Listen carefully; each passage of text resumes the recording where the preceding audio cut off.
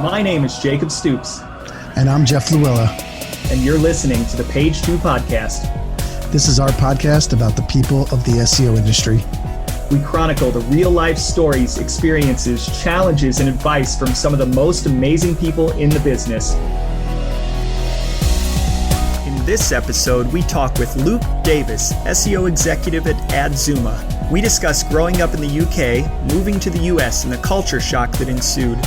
Growing up using computers and the internet, and how that experience pushed him to learn HTML and CSS on his own, how blogging eventually led him to a career in digital marketing, and how that eventually led him to SEO. We also discuss the difficulty of landing his first true SEO gig, optimizing for a PPC company, the challenge of finding his voice within the industry, and much, much more. In the news, we again talk about the impact of coronavirus on the SEO industry as well as our personal lives. And finally, we have a deep dive into another incredibly important topic, diversity in the SEO industry. So get your popcorn ready as we tell Luke's SEO story and have another great roundtable discussion.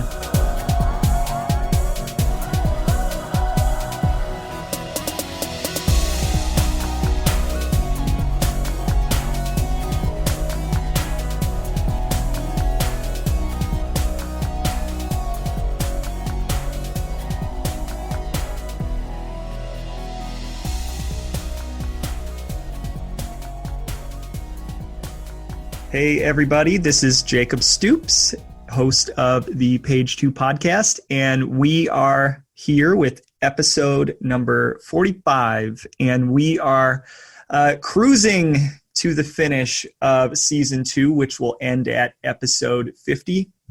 Can't believe that we are already at episode 45. That's crazy.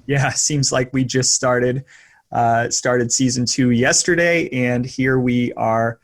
We've managed to crank out a lot of episodes, and that voice was my co-host, Mr. Jeff Luella. Jeff, how's it going? Oh, well. How you doing today? Hey, man, I'm just trying to stay healthy, man. Basically everywhere is completely shut down. I went out to the store to stock up on supplies because apparently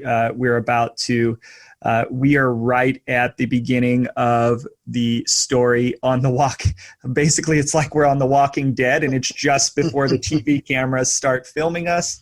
Not to make light of anything, but yeah, like life is incredibly crazy right now, for sure. The world is crazy. It is. Oh, and we have a guest from across the pond today, Mr. Luke Davis. Luke, how's it going? I'm good, thank you. How are you? I'm good. How are things over there in the UK? It's tricky to really gauge because the government have kind of announced that they're not doing very much, but there's a lot of people who are worried about what's going on and what to do. There's the panic buying that's going on that I'm sure you've seen. It's really weird at the moment.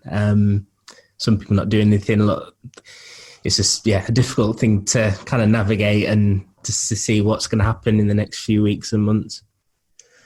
Yeah, that is, I think, a question everybody is kind of asking themselves, talking about amongst the family. You can't turn on the radio or the TV without seeing coronavirus, and we'll talk about that today in the news. But before we get to that, I just want to say that I'm sure that there will be more people, obviously working from home and listening, hopefully to podcasts, and just kind of trying to take their mind away from what is potentially a very scary reality. So we hope that while we're probably going to talk about it today because it's unavoidable, that maybe we can be a bit of a relief from being bombarded by a really serious topic that is COVID-19. So if you haven't listened to this podcast before, well, first off, I want to thank everybody that has. I think that that's incredibly important. I've alluded to it, to kind of our growing numbers over the course of the last several episodes, and we've kind of continued to grow. In February, we had for us, a record month in terms of listens, which was awesome. And not only that, when we started this podcast, initially in season 1, it was just me, and then Jeff joined, and we kind of sat down and said, okay, what is our goal? How many listens do we want to get? And I'm happy to report that not only have we beat that goal, we've just completely obliterated it. And by the time we get to the end of season 2, our goal for number of listeners, and we'll share kind of what it is.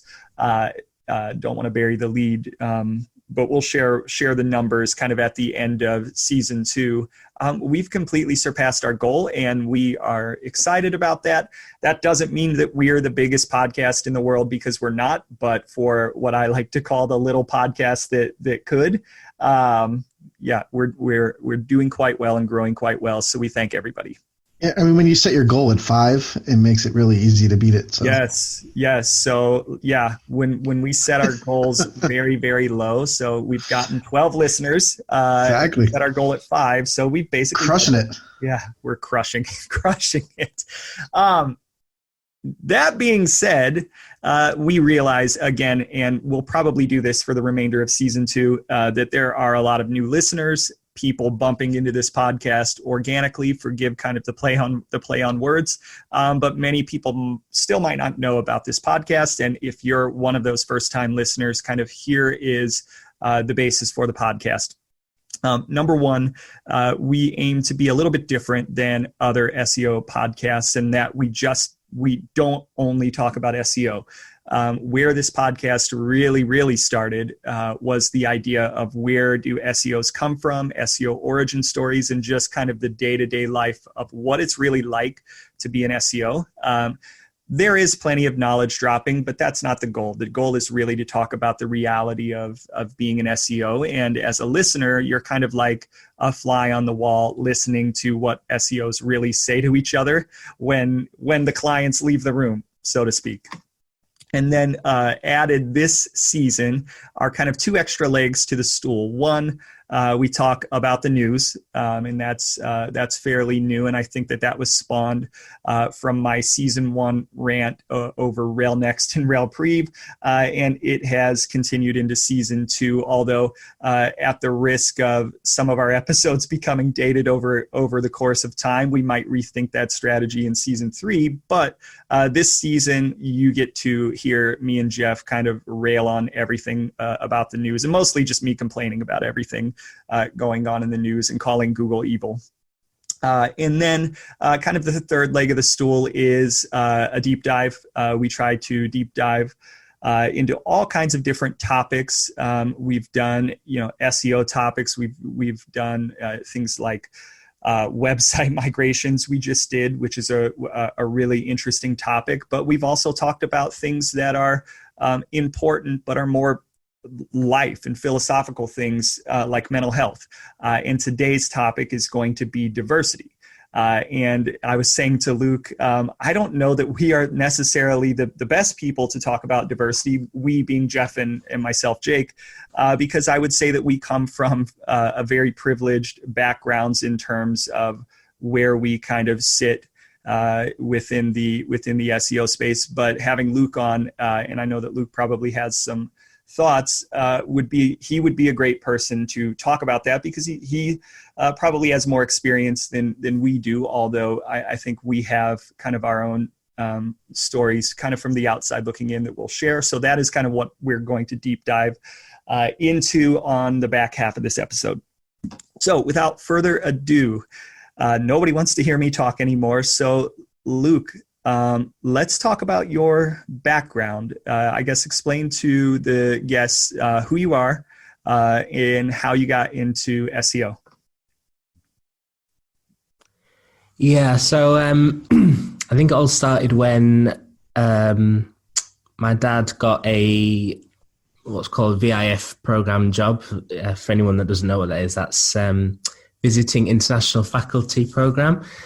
So obviously we lived in a town called Luton, which is about 30 miles from London, and he got a job to teach in Atlanta in 2000.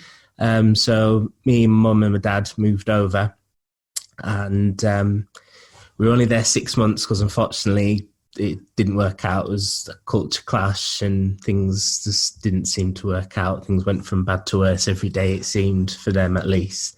But the one thing that I did get out of it, my mum worked at the library at the school that I was at, and every Wednesday evening she'd work till late, and I'd stay behind at the computer lab while she did her work. And those Wednesday evenings were sort of the first times that I was able to experience the internet properly, because we didn't have a computer or any kind of internet access at home before in England or even after. So those were the first times I got to access the internet, and it was basically just falling down rabbit holes every Wednesday and just kind of accessing a whole new world. And it was just amazing, really. A year on after that, I started coding in HTML, CSS just off my own back because I found it interesting. I used to use my dad's laptop and like Front Page Express, if anyone can remember that still. And then from there, just carried on using computers, and then started blogging in about 2008. Started working as a digital marketing assistant for a record label in 2011 while I was studying for a music tech degree. Started my own proper blog a year later after I got let go.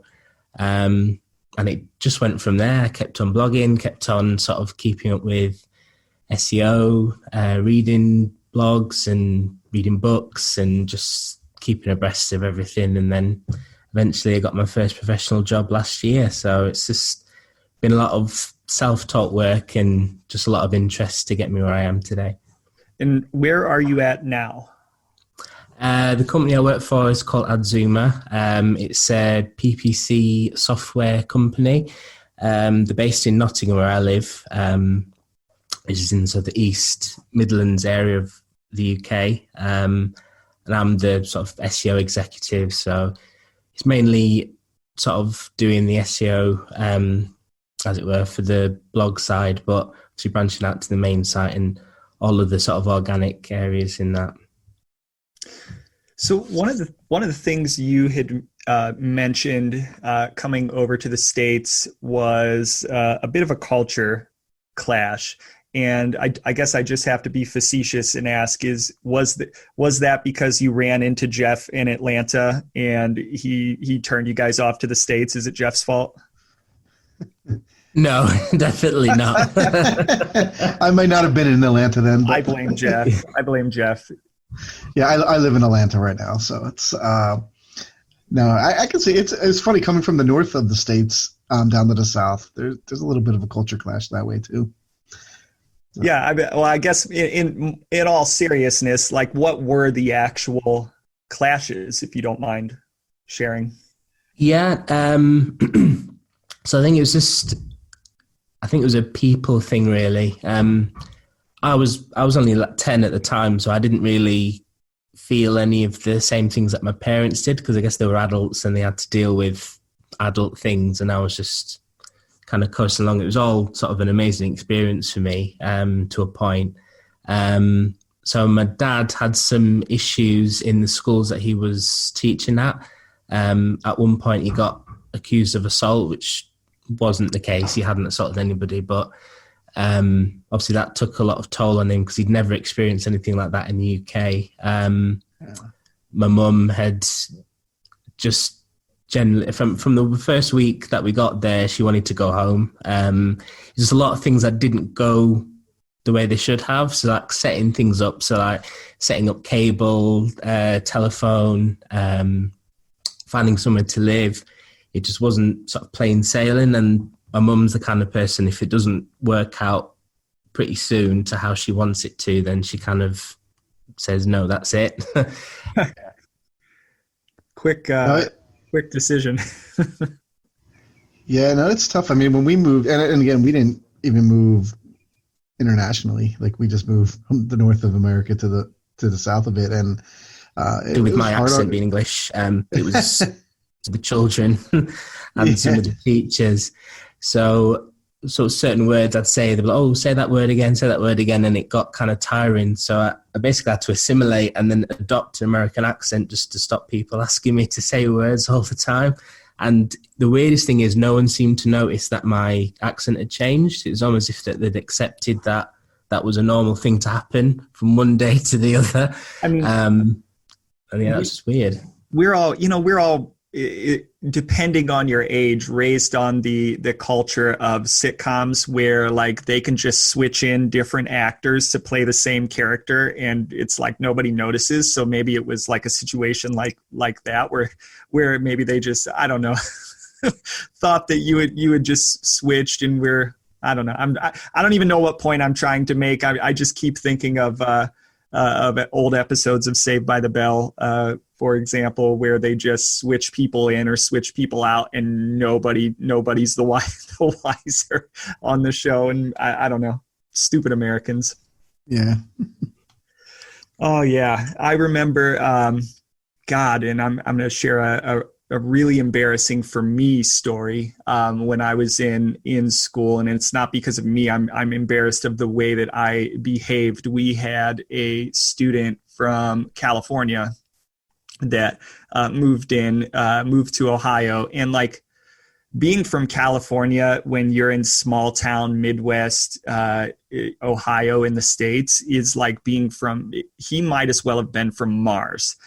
In terms of our world experience, and all of the kids in my little hometown of Crestline might as well have been from Mars. So something as stupid as he called pop, he called it soda, and like literally from that moment on, like he was brandished as the person that called pop soda, and everybody, not only myself, but everybody used it as a way to make fun of him. And not that it was completely absurd. And that one thing literally allowed us as mean-spirited kids to latch on to, let's find any other thing that we can make fun of this kid for because he's the outsider and he's from California. And I'm really, really embarrassed that we did that. And now, when I think about that today, most people in the country call it soda. And here I am, the hillbilly from Crestline that calls it pop. And I mean, a lot of people around the country just call all soda or all pop Coke. So it never occurred to any of us that we might be the stupid ones. And in fact, yes, we were the stupid ones and super mean as kids. I think about that with great regret. And I'm sure that there was some of that going on, Luke, with your experience, because literally Americans can be really obtuse and stupid sometimes. Oh, as great as this country is, can be stupid sometimes. So what's it like doing SEO for a PPC company? There's a lot of PPC. Yeah, it's interesting. I'd never had any experience with PPC before. Initially, when I joined, I was working for one of the offshoot companies that was there at the time.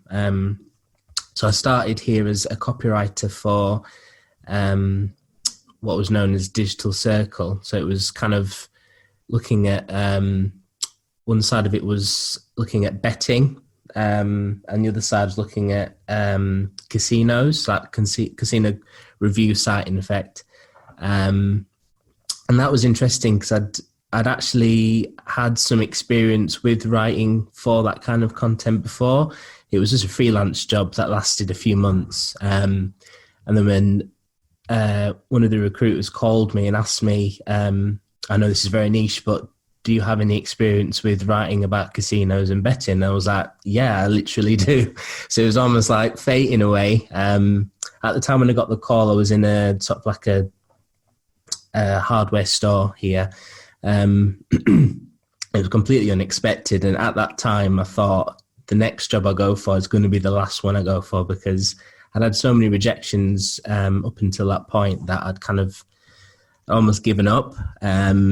So when I got that call, I was excited about it in a way, but then I kind of played it down just to not get too excited just in case it didn't happen. But it did, and I'm very happy about that. And obviously from there, the company got sold off, and then I started working for the PPC, the parent company, within the sort of PPC software. And it's just been really interesting to learn about paid ads, and how it all works, and even the relationship between sort of PPC and SEO, which is always seen as a conflict, but there's a lot of sort of similarities and common goals there. So it's been, really interesting to learn. Do you guys work closely together? I know this has been like kind of I guess it's a topic overall in the SEO world. When you have SEO and PPC, it works better together. But in practice, I think usually two teams are kind of separated a lot of times, and don't really have that interaction between each other that they should be. How much do you work with the team that does a lot of the PPC, and do you help with any of that strategy, like from just like the keyword side of things, right? Not necessarily the bidding, but like that part where SEO and PPC work together, are basically on the keywords and what can work, and do you run any tests like on our PPC side? I'd love to be able to run tests on certain words, certain things to make sure that we rank for them, or that there's actually any type of engagement with those before we spend the time writing content and building up pages around it. I was just wondering if you had like how much interaction you have between the two teams. Not as much as I would maybe like. So like you said, the keywords are the sort of the main bridge between the two. And in certain instances, I have kind of asked for data on sort of high performing keywords to kind of gauge what we could do from an SEO perspective. But yeah, we in the office that I'm in, I'm within the content team, and then on the desk in front, adjacent to us, is the PPC paid team. So we do kind of liaise in a general sense, but not quite as much from sort of a SEO strategy type thing. But yeah, there's some. I've always thought there's ways for us to work together a lot more.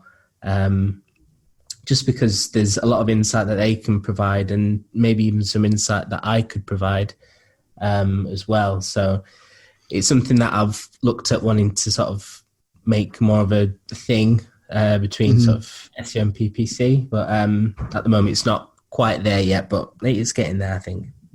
I think I noticed. Go ahead, Jeff. I was going to say, I noticed when I do work, I love when I work with other teams, PPC teams, because then I can kind of hound them and do stuff like try to get those keywords. And I'll get a list of just kind of, it's funny, I don't really get great performance lists. I'll get a list of things they've gone through, and a lot of it is like, wild carded out. So like anything that has this term in it, and I'm like, I want the exact terms. I don't need like wild card lists, but that's what I've noticed when I worked with a lot of like external PPC companies, that it definitely seems like they just throw a broad net. I want that like whittled down net of like, these are the exact terms that are driving the most. And with our teams internally, I can get a lot of that data, but when I work with companies that already have a PPC team or an internal team, it seems like there's so much data there, and there is. I just wish that like it was like translated better to SEO for me. But that's some of the issues that I've been kind of working when I would look at PPC data that's coming in. Yep. So I feel like this is it's a common discussion, and if you're on the outside of the industry, you would expect the SEO and PPC would work together like the left part of the brain and the right part of the brain. And I think my experience has been that the reality is the left part of the brain is often shut down from the right part of the brain, and they don't communicate as much as you would think that they would. Exactly. Almost every agency I've ever worked in, with a few teams at different agencies being kind of the exception to the rule, it is sold as, our SEO and a PPC team work together every day. They talk all the time, and nothing could be further from the truth. Now, I've had various teams along the way, and more so recently, where we do a very good job of communicating back and forth across the fence. But it's not like I'm diving into their strategy or they're diving into my strategy on the SEO side every single day to really kind of understand everything that is happening. So I think the outside expectation is the old adage of like 1 + 1 = 3 when you combine them both together. And honestly, nothing could be further from the truth in terms of the reality of how we normally work. And not that I don't want that to get better. I do. I wish it were better. But I think that it's really hard for people to change the way that they work, and more people than are probably willing to admit within this industry don't work with their other teams as much as they should be. Probably myself included. And unfortunately, that is just the reality. Oh, so you've also done a little bit of SEO work for a record label. That's we've had some musicians on. I think in season 1, I don't think there was a musician in season 2, but in season 1, we had a former music teacher who became an SEO. Well, I guess, what is it like to do work for a record label? And also I believe you said you studied music. Yeah, so I actually didn't do SEO for the label. It was a generalized digital marketing position that I was taking. So it was mainly sort of the blogging side of it, and any sort of ad hoc, whether it's design work or social media. I did a lot of that. So this is a general sort of role that I undertook. But it wasn't something that I'd actually went in for primarily, because I was obviously doing my music tech degree, and it was just that I wanted to get some music experience, and it just happened that the record label had a job that was going, and it's happened to be digital marketing, which I didn't have any specific experience in, but I had been blogging, so that was as close as I could get.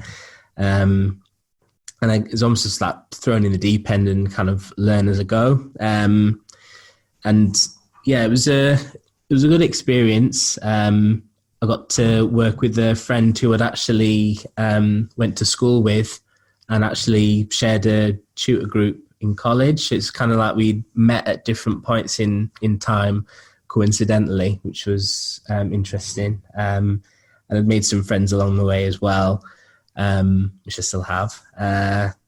But I think from there, it was a kind of a sour end, because I was getting paid, but then towards the end, they kind of stopped. And then I had to basically leave because I was kind of going and not getting paid. So that wasn't really working out. But with everything I'd learned, then I started my own sort of music blog, which is still going today. I started that in 2012. And that gave me the opportunity to kind of learn what SEO was and what to do and what not to do. And then kind of the opportunities to speak to musicians that I probably never would have even come close to speaking to, people at my own idols in music, I suppose. And it's been an amazing experience running that, and then any offshoot blogs that I've created since. So I've got this music blog is called Sample Face, and then since then I've created 3 others dedicated to culture, STEM and sport, and it's just basically running those whenever I feel like, just putting up content and then kind of using those as sort of test beds for any SEO strategies that I find, or any kind of ideas that I think I can't really test this at work. I can test this with these blogs, see if this works, see what works, see what doesn't, and then kind of use those experiences for work and any future things that I do. Yeah, it's one thing I usually recommend to anyone trying to get into SEO. Like, start a blog, start a website, and try to get traffic to it, because once you get into SEO, or if you are, working in SEO, you can't really try everything out on some of your clients' site, especially the more experimental stuff. So being able to have it on your own website is really a great thing to do. Yeah, implementation is, I would say, especially on the agency side, by far like the biggest hurdle that you'll deal with, maybe outside of just being generally good at communicating with your clients. So it is always good to have a separate place that you control, where you can actually implement and learn things, because with clients, there are a lot of times where recommendations stack up over the course of time and not a lot gets implemented. So it's definitely good to have your own test bed, so to speak. But Luke, one of the things I was going to ask is, I almost feel like a duty to ask this, when you were at the record label, and shame on them for like not paying you. That's ridiculous. But running your blog, I guess, who's the most famous musician that you got a chance to run into? Well, the music that I'm into is mainly sort of hip hop, and that is pretty much what that label was promoting at the time. So I started a blog for the label, and it was called Hip Hop Village. And all the content, well, pretty much most of the content was me and my ideas. And it kind of helped with kind of getting more into hip hop, and then kind of experimenting with content related to that, because most of the content related to that at the moment is basically news and kind of gossip bits, which is something I always stay away from, because that's a saturated market, and a lot of it isn't, in my opinion, particularly interesting to read. So I think that was my first experience in trying to find niches and opportunities to put out content that was more interested in things that people hadn't covered before. And that's kind of something that I've carried over in future, even to the work that I'm doing today, kind of finding areas where it's niche, but also kind of common enough that people will search for it, but also stuff that people won't have read before, kind of marrying the two. It's interesting to find the things that are untapped in a way, and just those opportunities can sort of reap a lot of benefits. So I'll take that as you did or did not run into Ed Sheeran, who is like the only, maybe he's the only UK musician that I know, because I'm just a stupid American who's not into music. No, I didn't. I don't think Ed Sheeran, well, I can't think if Ed Sheeran was as popular as he was back then. But I'm trying to think of any artists. The label wasn't a big one, so there wasn't any that really big artists that you may have heard of, or that were like famous within sort of the UK or even the world, I suppose. But it was a good experience anyway, regardless. So last question before we jump into news. What are some of the biggest challenges that you've gone through from an SEO perspective strictly? That's a good question. I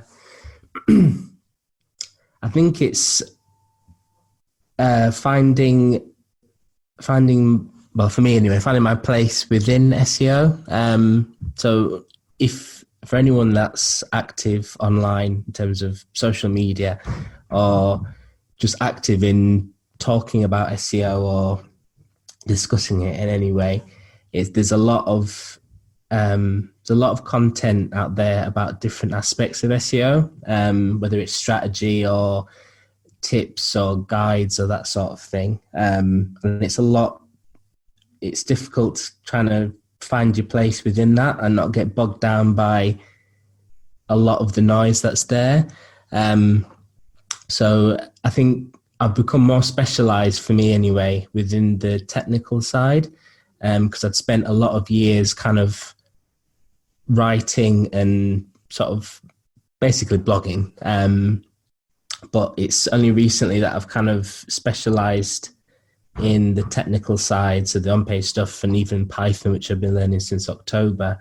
Because I've always had sort of a mathematical, analytical background, so it kind of marries up with a lot of the stuff that I'd been learning before. And with a self-taught background in HTML and CSS, it felt like a no-brainer to me anyway. I think it's been challenging to kind of find my way through all the noise within SEO and stay true to what I want to do and who I am in an identity type way.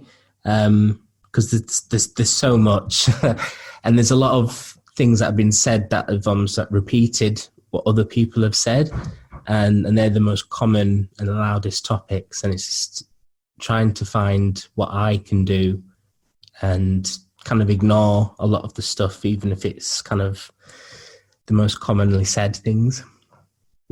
It's funny that you say that, because that was the very thing that I thought about when we started this podcast, because I too wanted to have a voice within the industry, but I wanted to also stay true to my to myself. And there is a lot of noise, and there are a lot of people shouting very loudly, especially if you're on Twitter, SEO Twitter, I call it. There are a lot of people that have been in the game for a long time that have big followings, and it's difficult for newcomers to kind of break through and begin to share their voice and garner kind of a following of their own. So if you're going to do it, you've got to figure out a way to stand out, while also, of course, talking about some of the things that everybody else talks about. And that was our segue into this podcast. Like, hey, we want to create an SEO podcast, but like, we don't just want to create the same damn podcast that everybody else is doing. How can we make it different? How can we, provide our own sort of angle and value proposition that would be different from every other SEO podcast ever, which is kind of why you got the angle of origin stories. But I would say, Luke, I think you've done a good job on Twitter. I feel like I kind of like bumped into you on Twitter because I thought you were participating in conversations, right? If you want to grow your presence, you have to participate, right? You've got to be present. So I think that for me, many months ago, I started to notice you crop up more in terms of your participation in the SEO conversation. And not only that, like, I noticed you saying actually interesting things. Which is why we wanted to have you on the podcast. So I would give you credit. I think for me, the thing that made me laugh is as you were crossing different follower thresholds, aligning them to status codes was kind of the one thing that I thought was pretty memorable and funny. But yeah, and also I've noticed, I wanted to ask about this. You changed your Twitter name quite often, and now it's the Millennial Shrug. So I just wanted to ask where that came from. Yeah, because the account that you're referring to that I use is my specific work account, but I have a personal account that I use, and it became a thing to change my name every so often to something comical. In this case, I thought it was kind of just when the coronavirus had started to come out of China. I didn't want to make a light of the situation, but at the same time, I didn't want to kind of make it out to be something that we have to be frightened of and, make it a scary thing. So I thought that the reaction to it reminded me a lot of the Millennium Bug, or Y2K for anyone who calls it that. Yeah. And I thought, well, given the fact that I'm a millennial, there's the stereotype that millennials don't care about anything, even though that's not true. So I thought put all together and just go with the millennial shrug. Thought it was quite funny, to me at least. It's interesting that a friend of mine on Twitter actually thought that it was an actual thing, or some kind of site that I had, but it wasn't. But it is something that I've thought about maybe making into something, but with the amount of sites and domains and everything that I've either bought or considered buying, I'll leave it as a thought for now and think of something a bit more later down the line before I dive into something. Yeah, I would say I never made the connection to Y2K. It makes sense when you explain it, but I made the connection to more the stereotypical millennial outlook. So yeah, that I thought that was pretty funny, and I'm looking forward to the next iteration of whatever you decide to change your name to. Oh, Jeff. So speaking of coronavirus, is that the only thing in the news? It seems like it. Yeah, it's, well, in the real news, yes, but even in the SEO world, everything seems to be revolving around it, where talking about like the big thing, that's in the SEO side of things is just conferences in general. Traveling, since there's travel bans now, I know the US is limited traffic or travel from European countries into the United States. I've heard stories of Americans that are over in Europe that are having trouble getting back now, let alone anyone who's had vacation plans or anything. And it is it's, I'm not gonna say it's an issue, right? Because we all want to be safe. It's just like, it's very unexpected, right? Like we weren't expecting to have all this happen, but recently here in the United States, we've had the NBA, Major League Soccer, Major League Baseball, the NCAA basketball tournaments. I think the Masters just got, from what I just heard, the Masters just got postponed. And these are like things that are like gigantic money-making machines. And I was kind of not taking the coronavirus. I'm not gonna say not taking it serious, because of course I take everything serious that way. But at the same time, I just thought it was an overreaction. And now that I see like all these major events going down and like stopping it, I'm like, wow, it's got to be way more serious than I thought it was. So yeah, it's interesting. So some of the conferences, like there's some big ones like Brighton SEO. That one got postponed to October. I think it's twice a year, so I think they just canceled the spring version and is moving everything over to October. Traffic Think Tank is now their Miami conference. They just canceled that. South by Southwest in Austin, Findability Conference in Raleigh. I think all WordCamps have been closed down.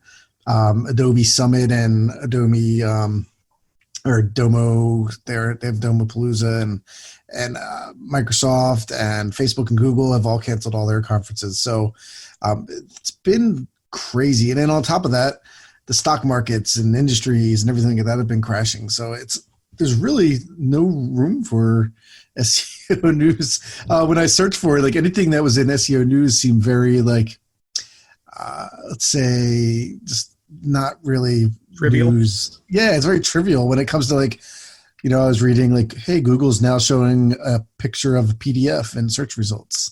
Like, does that, that's great, except that like all this other stuff is going on. So yeah, it's like, who gives a shit? Coronavirus, damn it. Exactly. So, I mean, again, it's my kids' schools are closed down. I know your kids' schools are closed down, Jacob. And ours are doing it a little different, where we're doing a week at a time. I know many schools have closed down for 3 to 4 weeks already.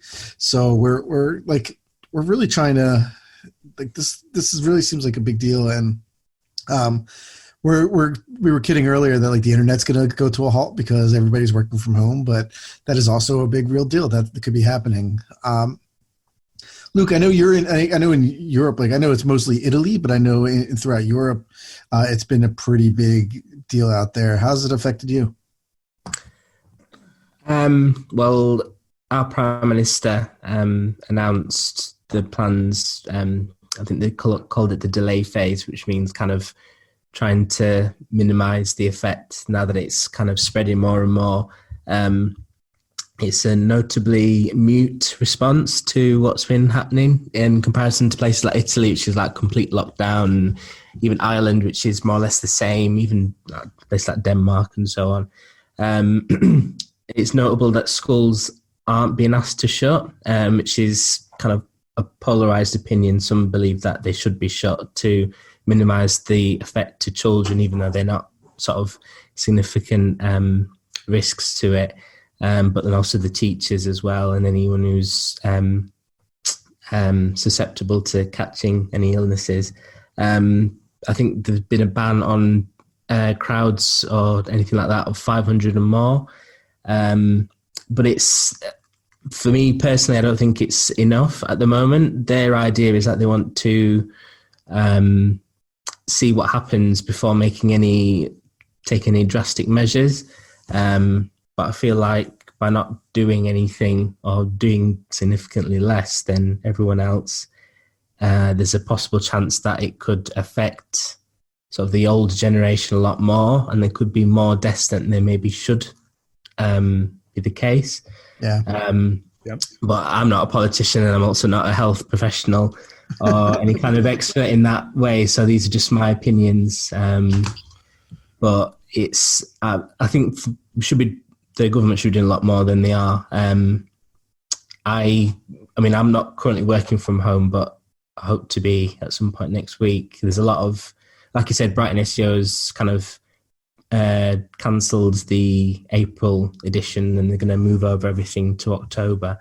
There's a lot of sort of local SEO meetups and other events that are kind of cancelling or otherwise postponing or suspending, and all different types of events doing the same sort of thing, which I think is the best decision, just for the safety of everybody, whether the risk is higher or not. I think it's just for peace of mind and just to not take that risk. So yeah.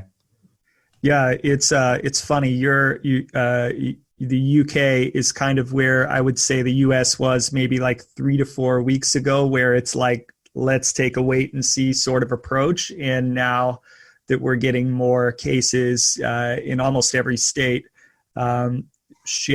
this week really has literally started to hit the fan. And I will say, like, nobody's coming to this podcast for medical advice. So, like, please, good God, don't listen to us when it comes to any sort of medical advice other than just the good advice: wash your damn hands. But I mean, like, we can't not talk about it. To talk about other things would be incredibly, incredibly tone deaf. And I will, like Jeff, admit that, like, several weeks ago, like, I would say, like, I wasn't taking it very seriously. I was like, it's basically the flu, right. Because it wasn't like a disease like Ebola, where the effects are, so significant and the mortality rate was significantly high. It just doesn't, this particular disease just does not come with the look of some of these other diseases and pandemics that have occurred in the past, in terms of what they look like. It comes like it's the flu, which everybody knows the flu, and certainly that has an impact on the population at large, but the mortality rate is very, very low. And when you think of the symptoms, or not the symptoms, but the ways to cure yourself or keep yourself from getting sick, it's literally simple things: wash your hands, don't touch your face, stay away from people, stay away from sick people.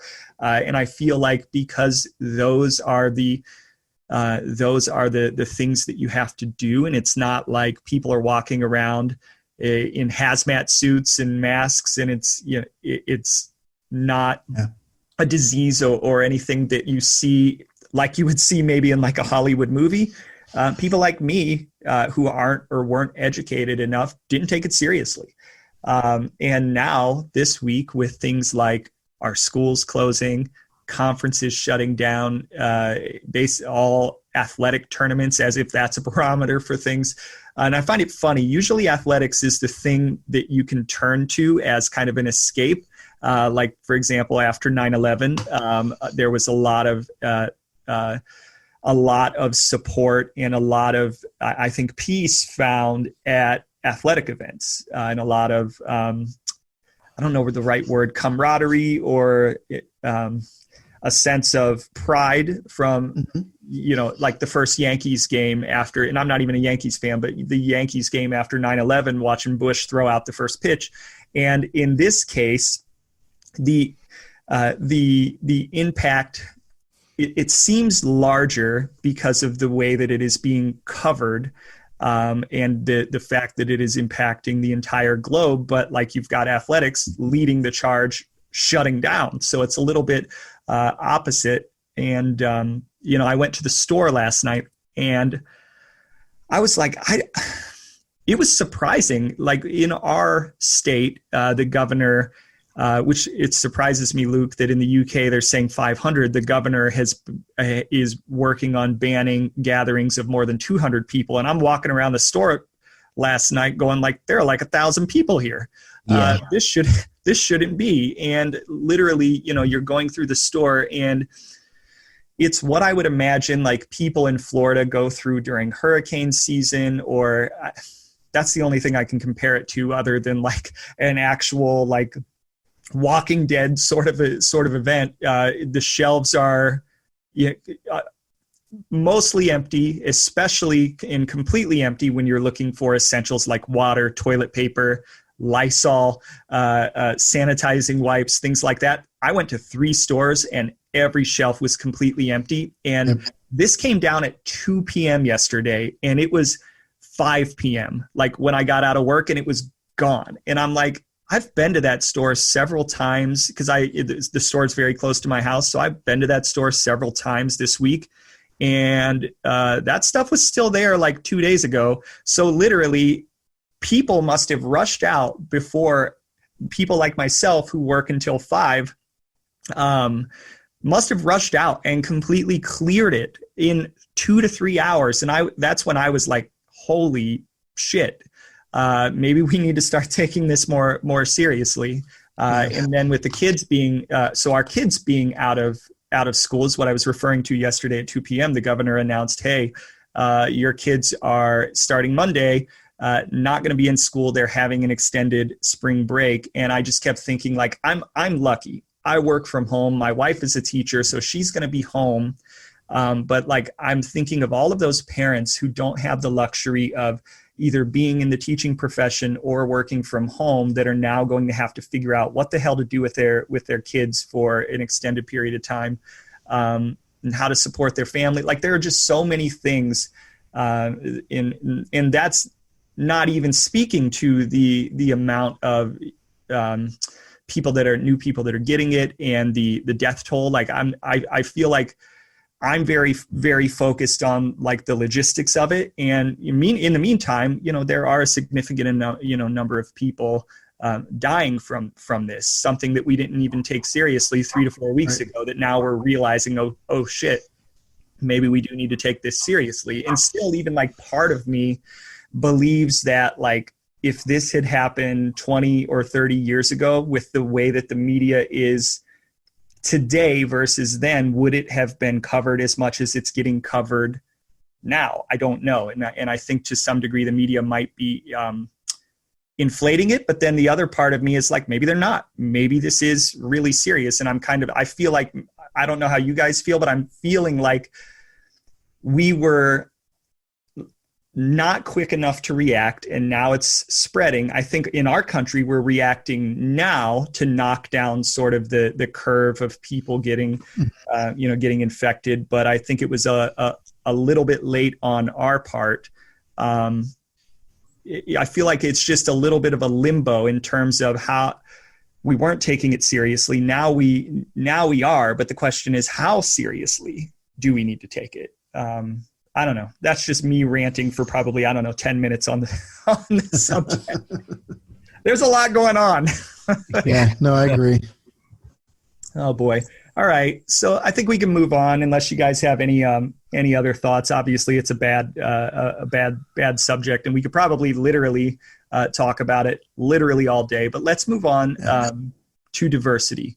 So as I said at the beginning of the episode, Jeff and I maybe aren't the best people to speak from our experience because we're both male, we're both Caucasian, and especially in marketing and in an SEO, if you fit kind of those two demographics, you've probably been pretty privileged in your position within the industry and probably within life.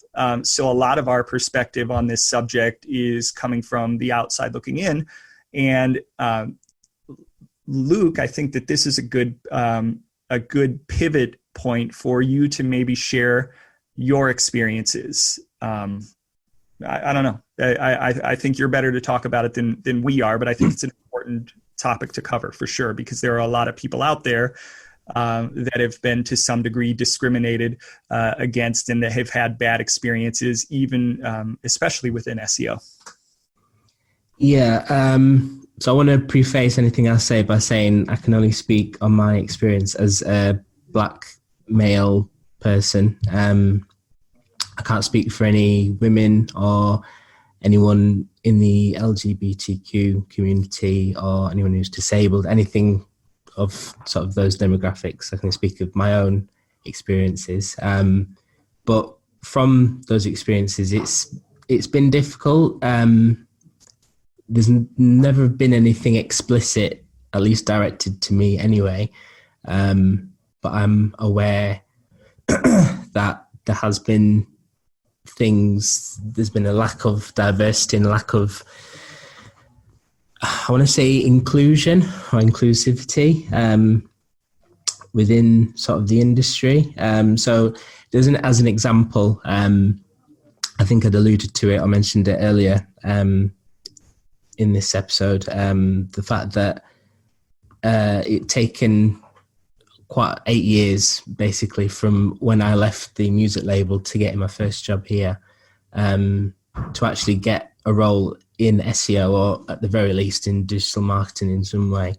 I never thought it was anything like racist or any kind of racial discrimination, but when I was looking at agency websites, just to kind of send prospective emails to say, hey, have you got any jobs going, or I am in the area, I used to look at the team pages just to see who worked there, what they did, that sort of thing.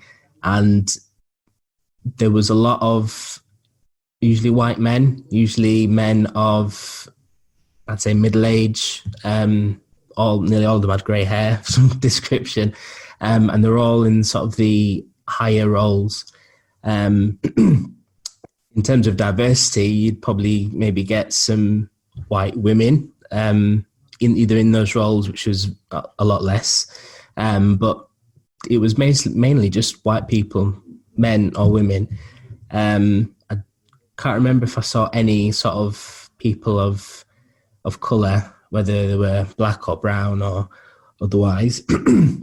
And it was a little disheartening to think that me as a black person looking at these agencies that I would maybe want to work for if I got the opportunity, and I'd be the only one there, and potentially if I was there for however many years could still be the only one there. It was a little sad to see, and it makes little to no sense to me, because it's not as if the UK is like 99.9% white and 0.01% non-white. There's a lot of different backgrounds and races and so on in the country, and I really think that in our area, in digital, the digital sector, there should be a better makeup of at least what this country represents in terms of people that live there.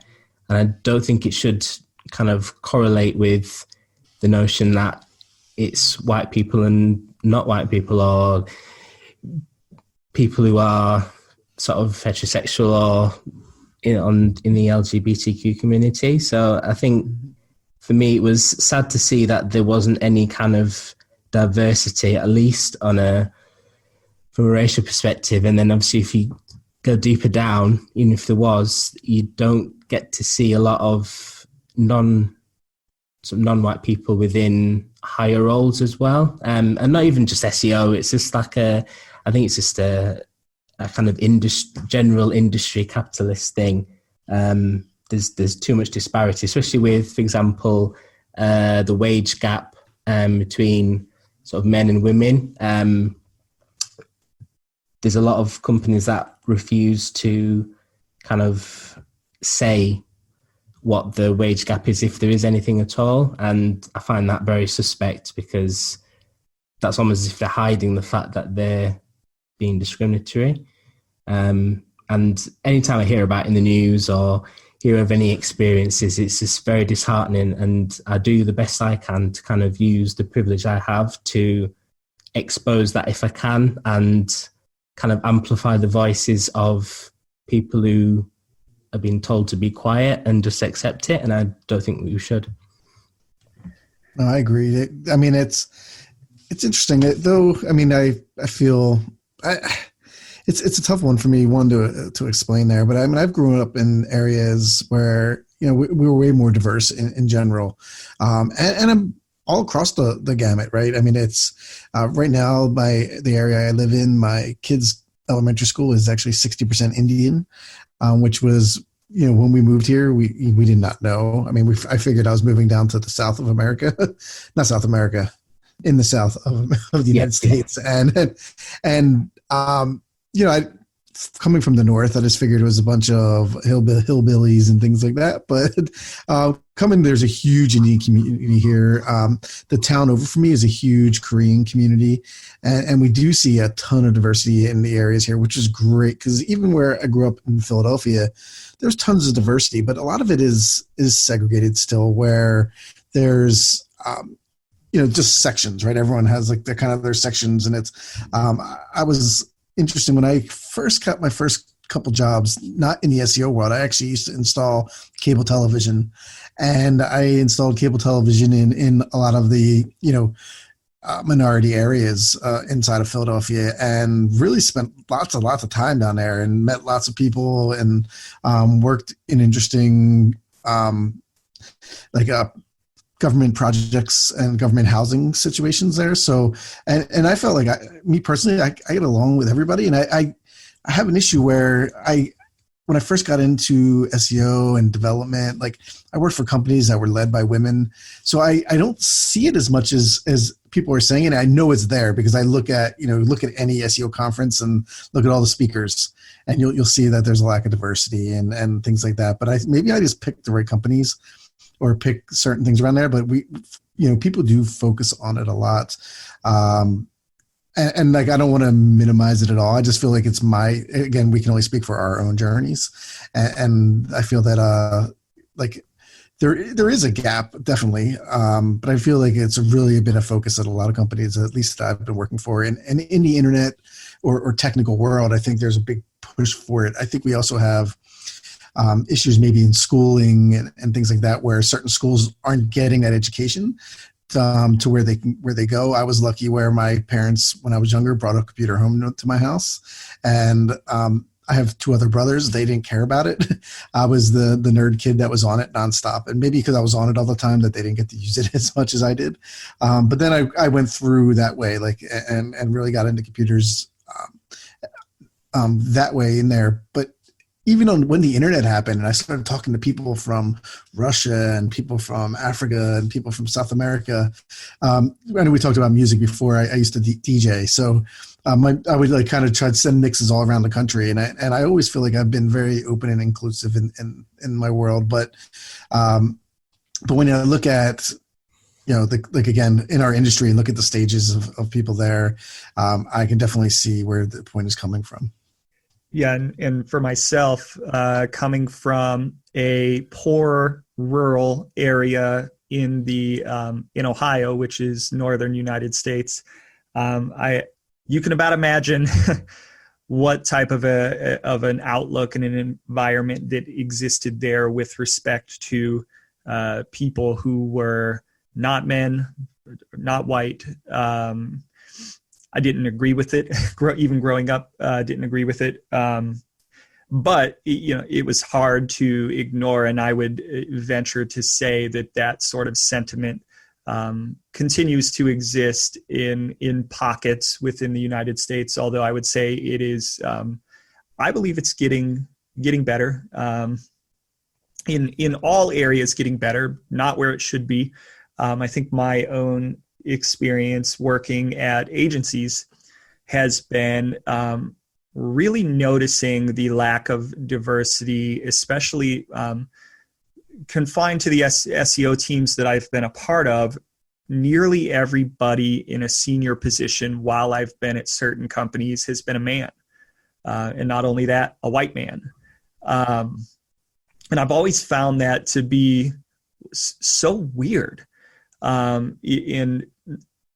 In one company in particular, almost everybody who was on the content team, or everybody who was like, I don't want to say lesser tier, but less experienced, kind of lower level, tended to be women, which was really, really weird. And I thought that they must have felt incredibly awkward. I think I've only run against one woman in my career, and I've been working in agencies for 10 or 11 years over the course of my 14-year career in SEO, that was in an SEO leadership position. And I can't, now that I think about it, I can't even imagine the difficulty that she might have run up against in terms of having to deal with her male colleagues. Can't even imagine that. And that's not even speaking to the LGBTQ as well as the racial stuff. I can't say that there have been a lot of people in color, not in color. God, how stupid do I sound? People of color also within the industry. And I do find that when I'm looking at conferences, it's literally just the same. It's the same old recycled people in every speaker lineup, and I'm really excited when I see things like the Women in Tech SEO conference that is exclusive to women. And I'm glad that was super successful, and glad that came before all of these conferences started shutting down, because I think that conference in particular has legs and will continue to grow. And good job, Arij Abu Ali, who is going to be a guest in a few weeks on this show. Yeah, it's exciting. She's like you, Luke, has kind of made an indelible imprint within the industry, and has found her own voice. So I'm really excited when stories like that kind of tend to break through. I think the weird position that folks like Jeff and myself are in, as we're also trying to establish our own voice, is the question of, okay, I'm at a high level, a leadership level within our team, or in other agencies I've been at a higher level than some other people, but not at a high enough level to where I make staffing and hiring decisions. And I would like nothing more than to hire a woman and balance out our teams, or to hire a person of color and balance out our teams. But I'm not in a position to do that. And not only that, but I also would love to go and speak at conferences. But if I do that, I know that there's the chance that I'm taking a potential opportunity from somebody else. So there is a really weird and fine balance in terms folks like myself who are looking to increase our footprint within the industry and our voice within the industry, while also trying to balance out giving other people a chance. So Luke, I don't know like what your perspective is, or like what your perspective is on how the industry or people like myself and Jeff can just do better. I don't know. So from my perspective, the thing that comes up quite often, particularly within recruitment, and in terms of making a balance, is quotas. I personally don't believe that they can solve the issue. I do think instead, something that I do at least, whenever, at least on Twitter, if anyone has ever posted a job or said that there's a job opening, I've often sort of quote tweeted it and made a specific call to people of colour or women of colour or anyone from a sort of marginalised group, to say, go ahead and go for this job.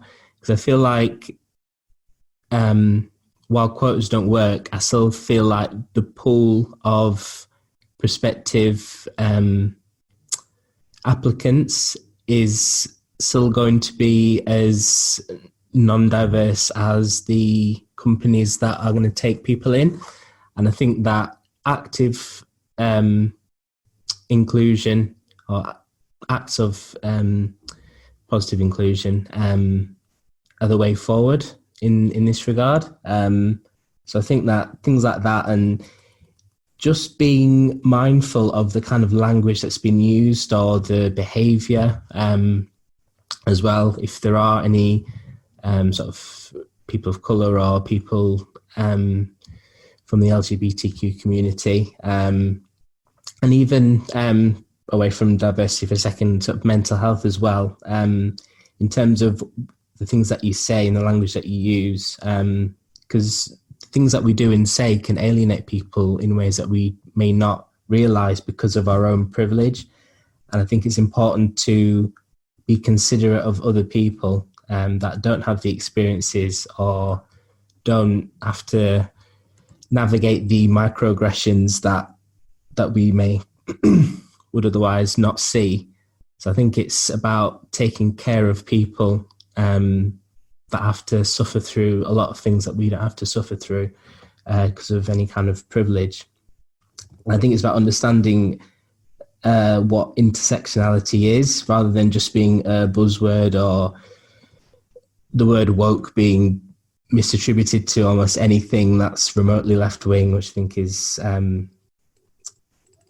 careless and sort of unfair.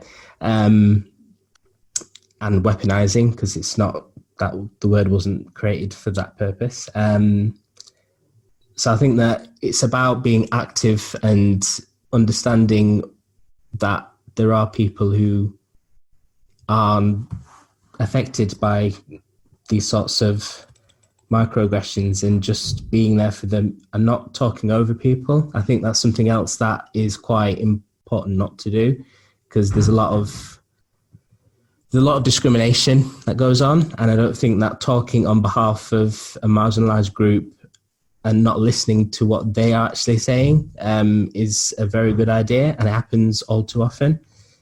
So rather than be a spokesperson for somebody, you should maybe hold the megaphone for them or provide them with one, proverbially anyway, and let them be heard. And let them be heard almost everywhere,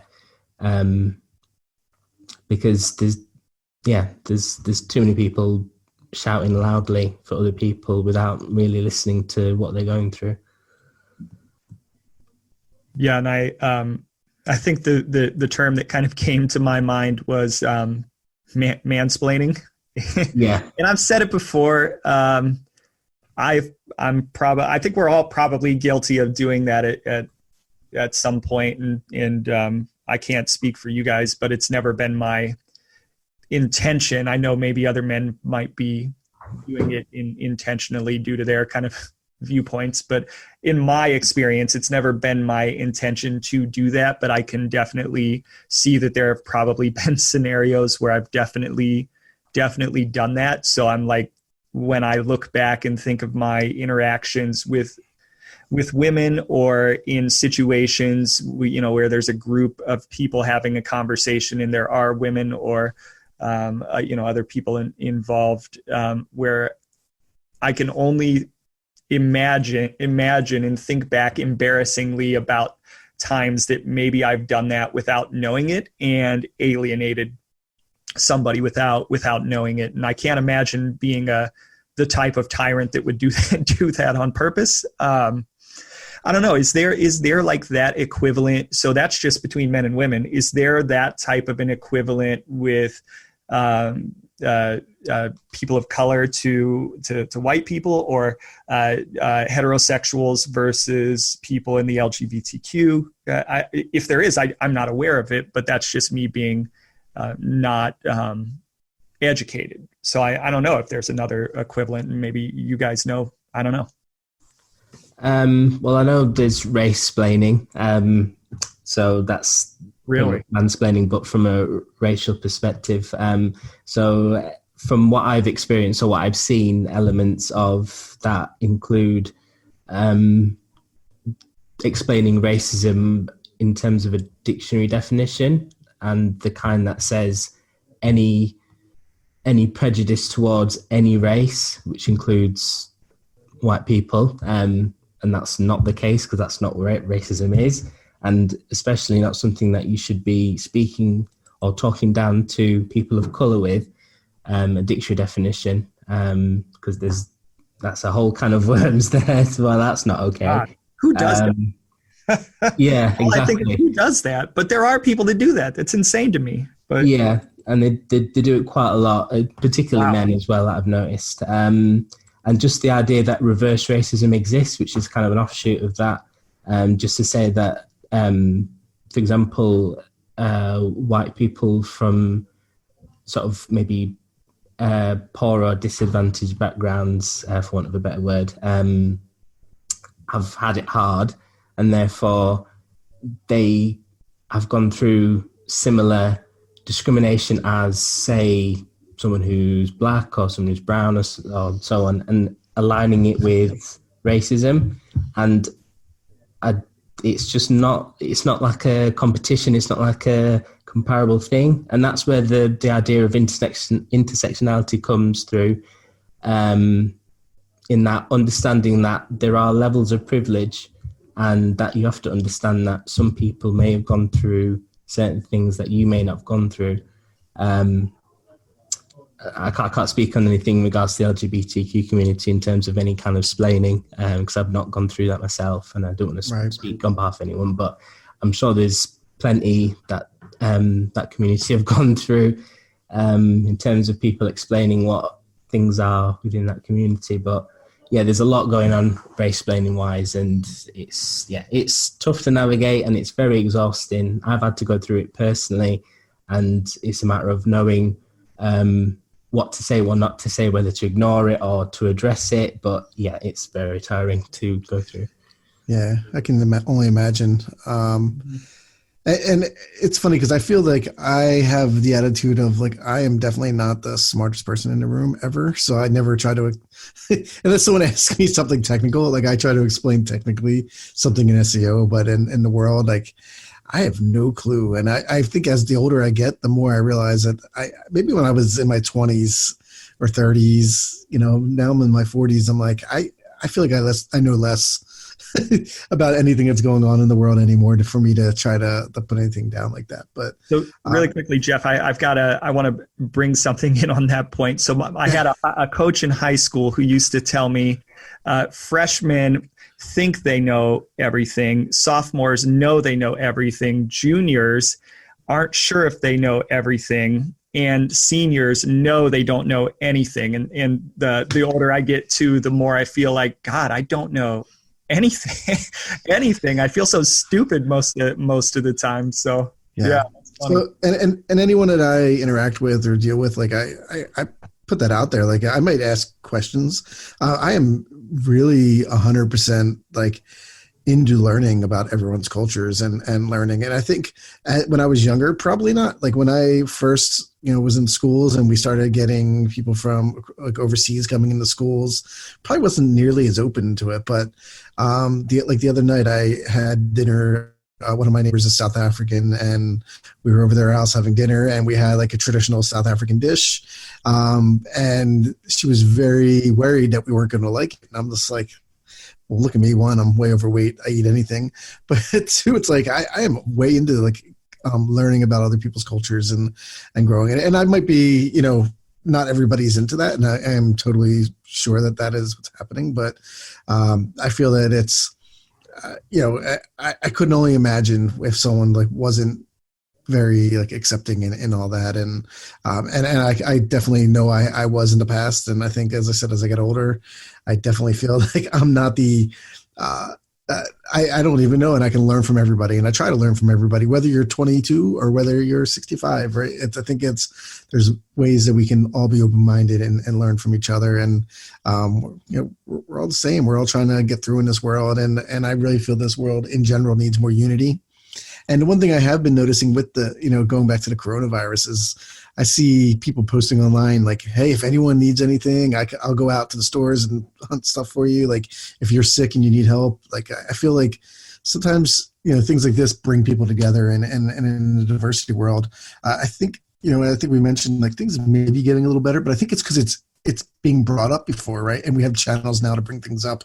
So if I do anything that is that way and someone calls me out, like I actually thank them. Like, thanks for calling me out. And I did not realize that I was doing this. And maybe some people aren't as open, and probably people aren't as open to that, but like to solve the issue of like, how do we get more people of leadership to be in like more diverse leaderships? That's like, same reason I don't want to be president. I don't have any answers to it. Like, I don't think it's anything I do to hold it back. I'm not even a person in leadership. So I don't like, if I knew how to get myself there, I could help other people. But at the same time, I feel it's very, it is a touchy subject, but as long as we're talking and open about it and civil with people, I think, we can all work together as a team to get to where we need to be. Cool. With that said, one thing, Luke, that we like to ask all our,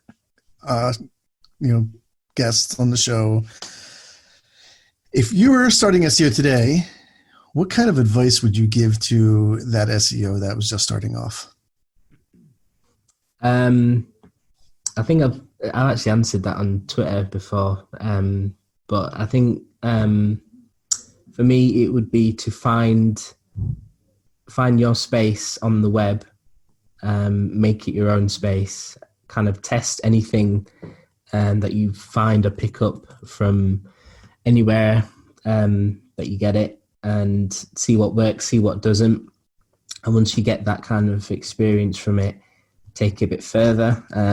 If you do find any jobs within the industry, then you can kind of use that experience that you have. But at the same time, maintain that space that you found on the web, because there's a lot of competition in terms of SEO and what to do, what not to do, best practice, whether to follow it or not. And I feel like if you can make that space your own and understand how the web works, that'll stand you in good stead, and you'd never have to worry about any trends that may or may not come through, or the year that voice search finally becomes a thing. They keep saying every year that it's going to be this year. But yeah, just find your space and your identity on the web. Always test things before you kind of use them on a large scale, and yeah, just enjoy being there.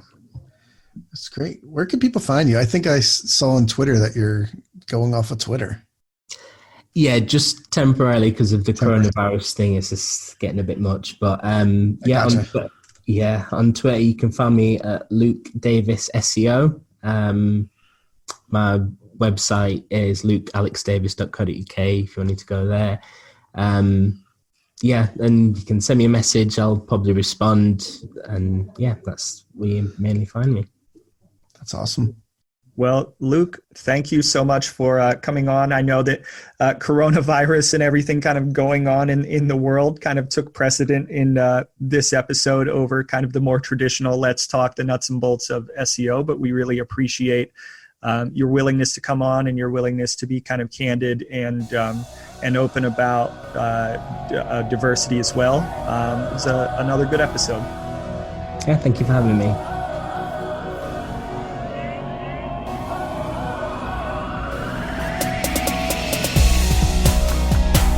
Thank you so much for listening to the Page 2 podcast. If you'd like to find out more about the show or listen to more episodes, visit us at page2podcast.fm. That's page, the number 2, podcast.fm. Our episodes are also available on a number of other platforms, including Apple Podcasts, Google Podcasts, Spotify, Breaker, Deezer, Overcast, Pocket Cast, Stitcher, TuneIn, and more. Additionally, you can also listen to our show on our new YouTube channel. If you'd like to become a sponsor or would like to be interviewed, get in touch with us at thepage2podcast@gmail.com. Until next time, happy optimizing.